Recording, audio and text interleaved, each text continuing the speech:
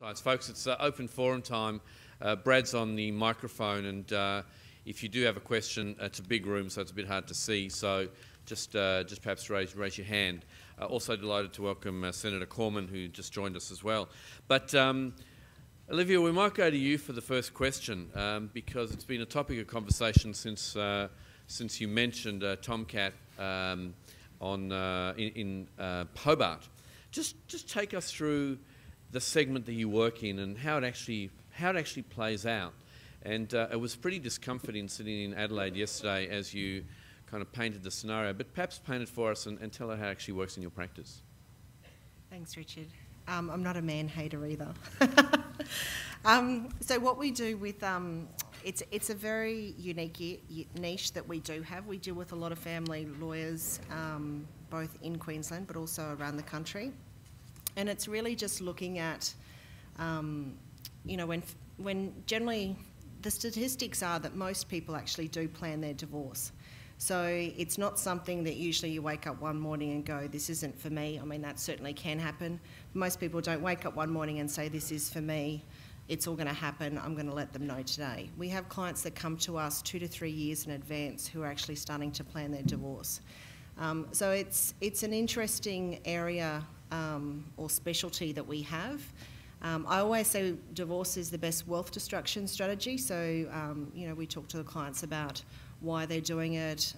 We certainly refer them to counsellors and psychologists and those sort of things to make sure that that's what they're planning on doing. But most people, once they've made up their mind, it's just a matter of getting everything sorted out and making sure that they do survive. I think a lot of people, particularly when they consider divorce, don't realise that as soon as you divide the assets and divide the income, you generally can't keep the same lifestyle, and I think that's probably one of the main reasons why people actually come to us to plan it. They want to make sure that they can financially support themselves, that they can still be financially independent, but everything's actually going to be okay if they do proceed to go with it. So yeah, it's a specialty that we do have, and I have a pretty good. I mentioned to Richard, I actually have a pretty good strike rate when I meet clients for the first time. I can generally tell within about within an hour whether or not I think they're going to get divorced or not. So I think I've been right pretty much more than 8 times out of 10. But it's also a really good indication. We all know financial stress is one of the main indicators of divorce. It's also been a great opportunity for us to actually save quite a few marriages as well by actually, telling the clients that, hey, there are these issues and this is where it can potentially lead unless you deal with them. So it's certainly quite interesting. So how do you balance the role between, your role is financial advisor, but obviously when you're dealing with divorce, there's counsellor, coach, obviously a lot of stressful situations. How do you balance that? Does anyone think they haven't been a counsellor over the last 5 years? I think it's just something that we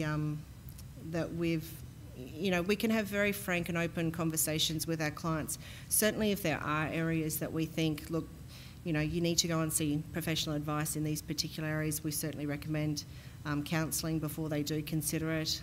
But most people actually don't even tell their partner that they're planning on divorce. So we have people who come to us who have said, I've picked the date. I've got a client at the moment, it's August 14. That's when he's being told, and she's been planning this for quite a while. And, you don't have that opportunity to say, or to actually see them go through counselling because they've just made up their mind and they're just going through with it. Cool. I'm going to ask... Just for the record, I deal with both male and female clients who plan. Thanks, Olivia. Troy, you spoke a lot about coaching, and when I think about, the journey you've been on, just take us through the coaching piece. What are you looking for when you take on a coach, and is there someone in every part of your life that you've taken on board and kind of becomes your instructor? Yeah, thanks, Rich. I guess I've same mentality as I've done outside work, being inside work. I obviously had a coach for karate. I still go and see that instructor in Japan, but I have a coach for everything else. I have a gym instructor, I have a yoga instructor, I do boxing, I have a boxing instructor. So why wouldn't you bring coaching into your work life? And you think about Roger Federer, who just won Wimbledon. He still has a coach. He's the best player in the world, but he has a coach for some various reasons. So we were very fortunate to have a coach early on in my career with Graham Highland, who came in and really gave us all the processes and systems and things that we needed to get the business up to being a proper financial planning business. And then now we have more of a consultant who, like I said, really, he helps us with our financial planning skills. So for me, myself, having someone who can mark me up, someone who can critique my work so that I know I'm constantly improving in my advice skills. So again, in these meetings, it's very hard to know, how did you go? But you have someone who gives you a script that's marked up and you should have said this, you should have said that. We find it so beneficial. And I can't imagine going forward in business not having someone like that who you can help guide you through financial planning. And what are you looking for? Like, have you got it right first time every time? No, not really. I think when we had our first coach back when I was in the old business, it didn't work out at all. There wasn't a personality fit there. And I think also that coach was more of an educator. He wasn't really a doer. And then we needed a doer back then, someone who gave us the process and systems and gave us the frameworks we needed. So I think it comes down to personal preference. The person we have now, again, didn't fit the old business. So we tried to implement what we're doing now in the old business, but it didn't work because the business partner didn't agree with it, so it wasn't a fit for him. It doesn't have to work for everyone, it just wasn't a fit for him. But it was definitely a fit for me, and luckily it's been a fit for my business. Fantastic. Before I head to the floor, Mark, just a question for you. You've sat in a number of rooms and through the FOFA debate had a lot of conversation about going to see your local politicians. You've got a pretty excellent story. Just share that with the crew. Yeah, sure. As being a young advisor, I was sitting in this room many times, and Richard and other people would get up and talk about going out and taking the message about FOFA, our side of the story, to your local politician. And being young and not really knowing much about it, I was sitting there thinking, oh, I'll let other people do that. I don't really know much about it. And probably did that for 18 months, and then finally it was coming to the crunch, and I thought, well, no, this is it's my industry I've chosen to be in, and I need to get involved. I don't know much about how I'd go through the process, but obviously, as you probably saw from my presentation, the best way to learn is to do it.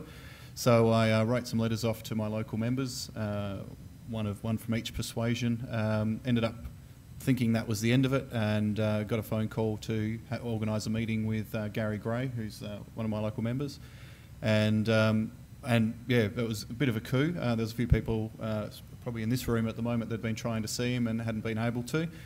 So luckily I was able to get an appointment, got a couple of them along so they could mentor me and take the message to him that from an AFA point of view. And I guess what I had a little bit different was my approach to the business, being a local business owner and having a different sort of take on it, not having a legacy business or anything like that. I was trying to protect, but more the future of the industry. So I was amazed at the response I got. Actually gained a bit of respect for the guy, and he said to me that he didn't really understand the situation. We've given him some good information, and he was going to go and talk to Mr. Shorten about it.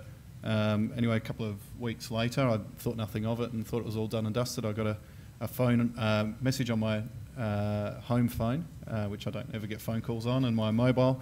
It's Mr. Shorten here. Just want to speak to you about your concerns. Thinking it was one of my staff members playing a prank on me.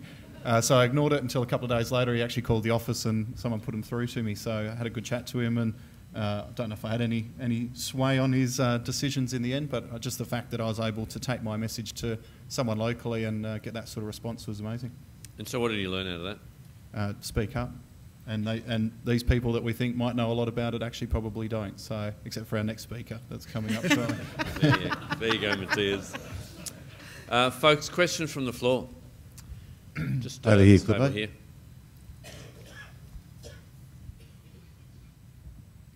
It's Cormac McKenna from OnePath. Thanks for sharing your three great stories there. Three very different businesses, but three very successful businesses.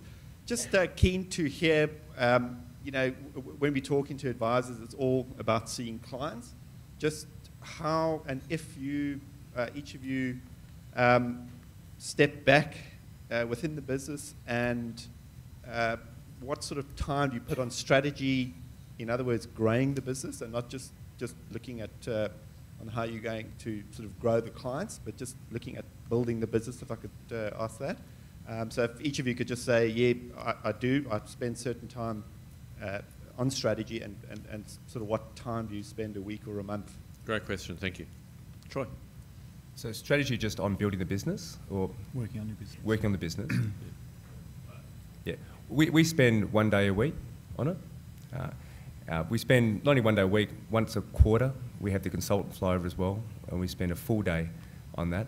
Every week we have a management team within our firm, and we sit down, we call it the SWOT meeting.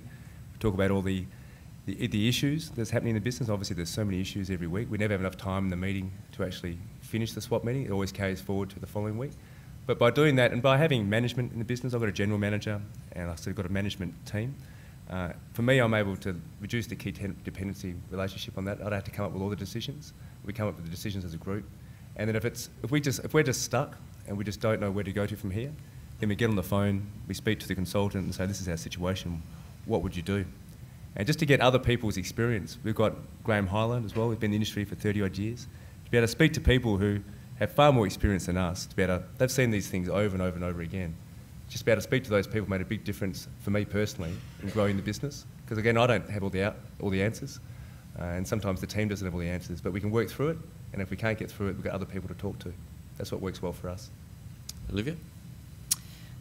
Yeah, I guess we're similar to Troy. We actually spend quite a bit of time. So we have a team meeting every single week to see where we're going as far as growing the business. We're very fortunate. We don't need to spend a lot of time as to getting the new business. So because we have such a high referral rate, we've been growing at around about a 30% growth rate for the last 9 years, more so through the GFC. So we actually get more referrals during bad times than what we do during good times. So actually going about growing the business isn't too hard, but we still meet with the team once a week to deal with how to manage that growth, because it is quite substantial growth for us and quick growth.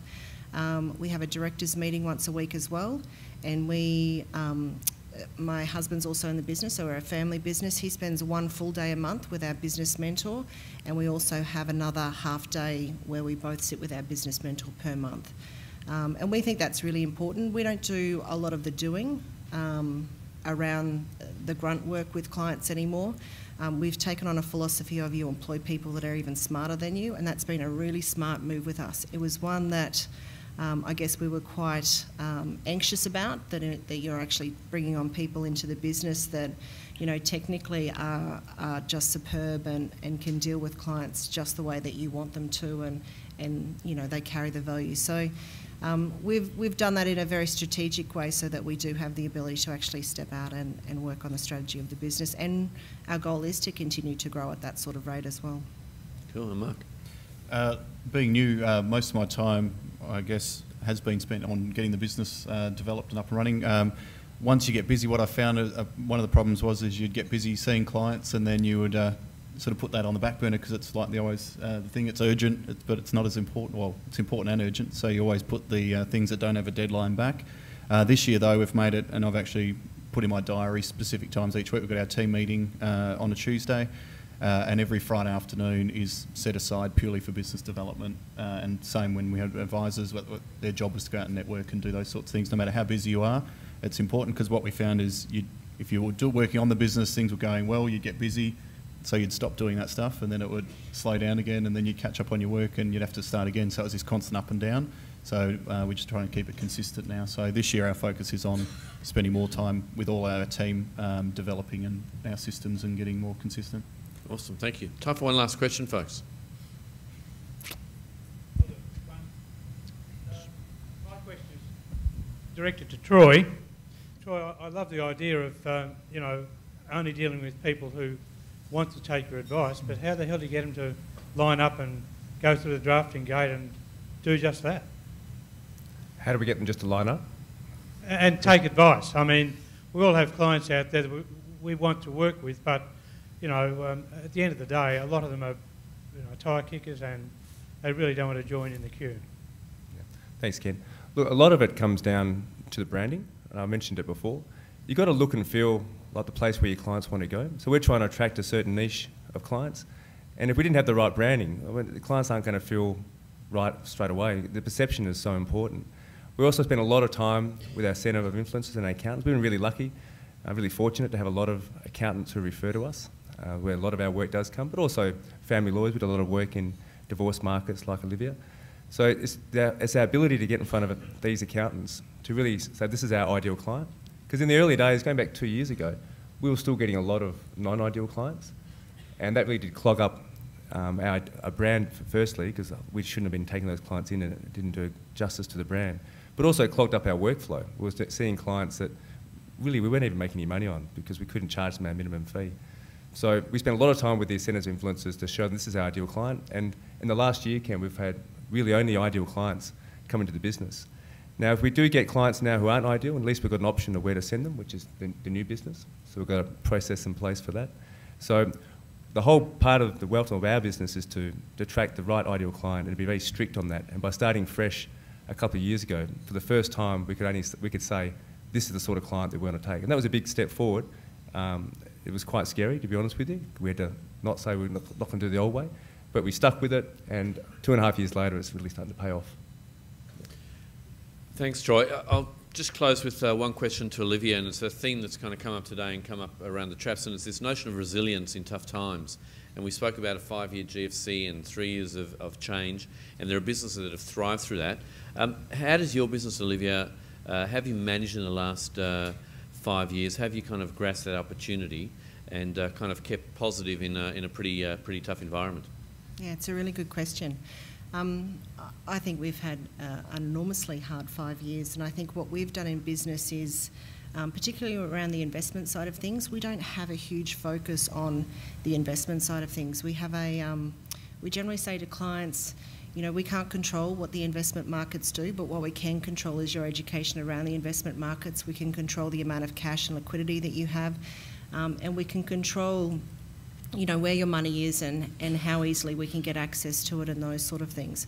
So in our business, even though, you know, the investment side is obviously a part of the financial planning process, it's really one of the last things that we talk about. So if I can give you an example of a client, if they come to us with $2 million, you know, and they want to have an investment portfolio or whatever the case may be, we generally say, for the next 2 months, we're going to park that cash in a high interest account. It's still going to be working for you, but we're not going to talk about where that money actually gets invested until we first figure out exactly what you want to do with that money, what your goals are, whose name it needs to go in, what structure, and what's the role of that money, and what is that going to play over the next 10, 15 or whatever your goals may be. So we have a 4-step process that we deal with clients, and it's only after the 4th meeting that we actually start talking about investments, and that really brings the focus back on the value add. The value add in investments is really tough because we can't control that. So I have a saying of, you can only control what you can control, and it sounds like a really dumb saying, but you can, and the variables you can't control. So there's no point trying to say to clients, or sell performance is one of the biggest things that I saw with in my previous jobs, is that advisors sell performance, and it's one of the worst mistakes you can possibly do. We cannot control what the markets do, but we can control where or how you put that money away or what you're doing. So we've really focused back on more so what is the value add that we're providing to the business, and investments really isn't a huge value add. What the value add is that we're helping you through all aspects of any sort of financial issue that you have. So if your daughter is going through hard times with her husband, you've got a business that's not doing well, the value add comes in helping them through those tough times. We want them to pick up the phone, we want them to talk to us about anything, and we really want to be that sphere of influence for our client. So when things are looking bad, and this is, I guess, why we have so many referrals during bad times, is I think that's where good and bad advisors really sort of stand out. If you can keep your clients and retain your clients, and I think I can count on one hand over the last 9 years how many clients we've lost. And that's through different circumstances as well. But if you can retain your clients during bad times, that's a really good indication that you're a bloody good advisor. And focusing on, not the markets, focusing on things that you add value or ways that you can add value to clients, whether it be through business, through Centrelink strategies, through whatever the case may be, helping your clients through those and constantly adding value to them each and every year is what's going to make you stand out. And the question about how do you get them to line up, they will line up. Because when people go out there and talk about how you've helped them, you are doing things that other advisors aren't doing within the industry, or they're only focusing on one particular area. So there is lots of clients out there. We all know the stats around how many people actually have financial advisors. To me, everyone in this room is not competition. There is so much work out there that we can tap into, that we don't need to be thinking about, well, we've got this client from this advisor and all the rest of it. There is untapped potential clients out there that I think are going to be there for many, many decades to come. And the main thing is to really stand out, add value to your clients so that they do become your raving fans. That's brilliant. That's a perfect way to end. I'm just going to close on the following. All of these awards that you see up here, all these winners, the awards close on the 31st of July. As Troy mentioned, there are a lot of former winners and finalists, former finalists in this room. So if you know someone or if you want to have a crack, please put your nomination form in. And a conference in a few months' time is when we'll recognise, we'll celebrate, and we'll start to showcase. The challenge for the AFA, of course, is that we now have across all of our awards a cohort of about 100-odd practices.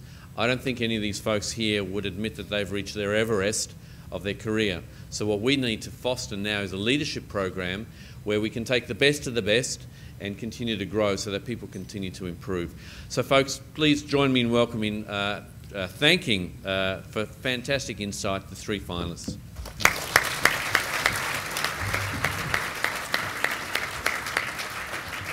And let me welcome AFA National President to the stand to introduce our next speaker.